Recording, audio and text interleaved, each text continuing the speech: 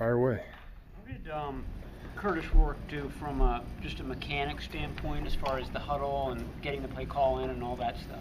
Yeah, I thought he was excellent in all those areas, especially it being his first, real competitive football game in almost 2 years. So he did a great job of handling the huddle, the emotions of it. The operation was really clean. And then on top of that, I thought he executed really well. So really pleased with how he plays. How long do you expect to have him out of action? I'm not 100%. I don't think it'll be long, though. I think he just needs to heal up a little bit and get him back out there. But we don't think it's anything long term. Klay, it was a lot of 11 personnel out of 3 wides. Was that just because of the injuries you have, or do you think we may see more 11 this year? Oh, no, that's just, we only suited up 3 tight ends. And so we're trying to kind of keep a rotation going there. If you go too much 12 personnel, those guys are probably going to get gassed. So it's just kind of who we suited up and the numbers we had. And then I think in the second half, we're in some second and long situations where we're probably doing more 11 anyways because they're passing situations. So it's just how the game went and the personnel we had out there. Stribling got a lot of opportunities in the first half. How do you feel he acquitted himself? I think he did a good job.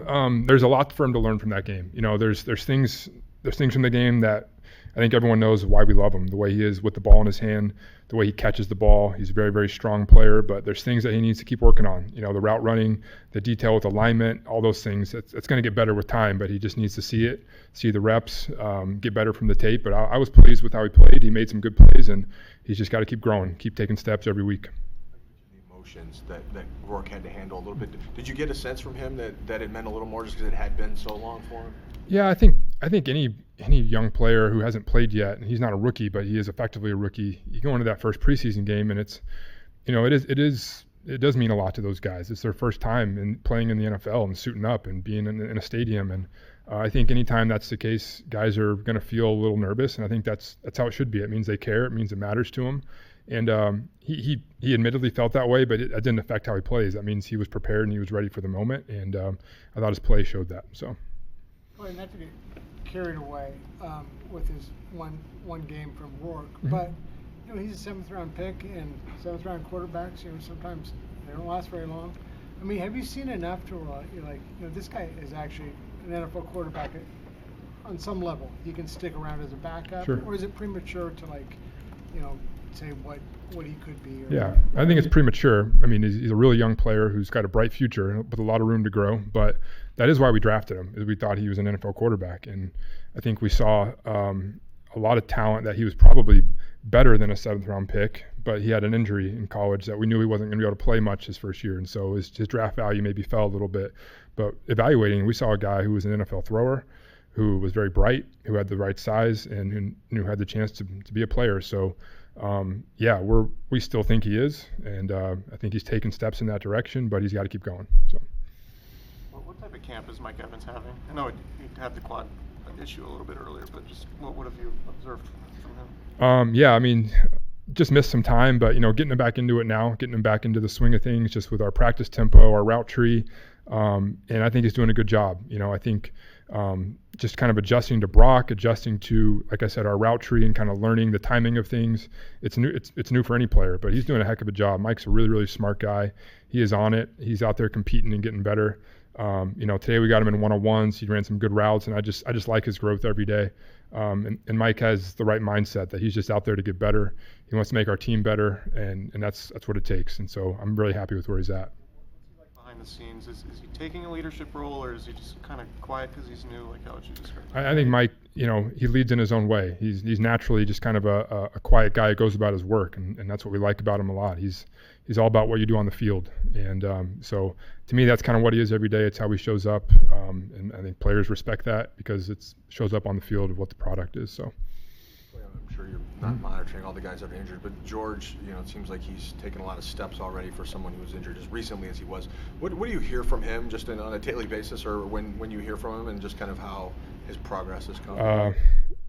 Relentless positivity from George, like always. That's how he lives his life. It's how he goes by his every day, and you got to appreciate that about him. And to me, that's what's going to make him get back from this injury and be himself again, is because he has the right mindset. He attacks every day with positivity that he's progressing and he's healing, and and just in seeing him out there just with the trainers working out, he looks great, and I'm excited to see kind of how he progresses over these next few weeks and where we're at. So yeah. Klay, Sala and Morris both have kind of described Brock as a layer king. And supposedly Brock has said that Mick doesn't like that.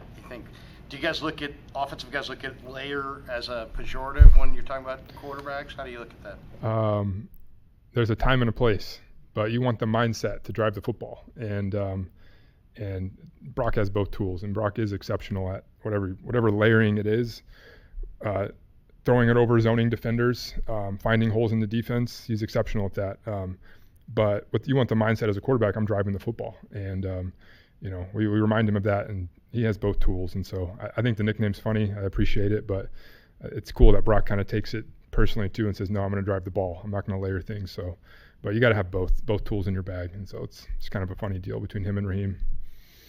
But off the field, Brock seems sometimes like too good to be true, and even with all the fame and success and money that suddenly he has, like the same guy, due to his faith. Do you ever see someone who is not perfect, like doesn't conduct himself totally correctly? Nobody's perfect. I don't think Brock would ever claim to be, but he's exceptional, and you got to be exceptional to get where he's got, to come from where he's come from, being the last pick of the draft, being fourth or third on our depth chart when he got here, and to just have the work ethic he has, the character he has, the leadership he has.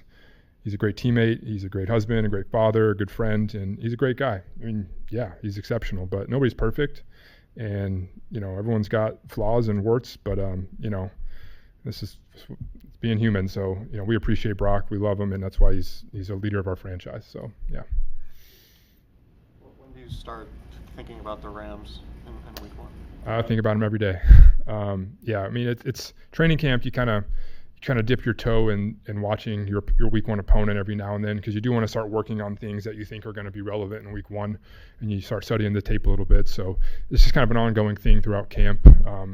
And then I think once we get past that Raiders week, we really start to just zero in our focus to the Rams. So Probably not the ideal situation to have three guys competing for one spot on the offensive line. You like to have that set, but what's kind of your philosophy on what you're trying to see there? At what point do you want those guys together to get ready for week one? Yeah, I mean, you said three guys competing. There's a double-edged sword to that. One is you do have to divide up the reps, and that takes some reps away from guys with the ones, but that's okay because those guys are competing, and to me, when they compete, they bring the best out of each other, or that's at least the goal. And those guys, those three guys or four guys, however many it is, they come out every day with the mindset that they got to earn it and they got to be at their best, and I think that brings out the best in those guys.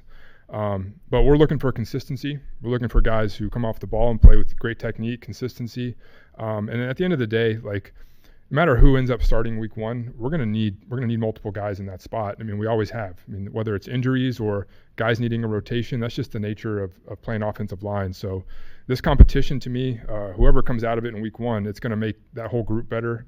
And like I said, we're gonna need all those guys down the road. So to me, it's an important part of our team, is just guys competing and people getting better. In the latest Hard Knocks, McDonald yanks one of his defensive linemen off the field for getting too close to the quarterback.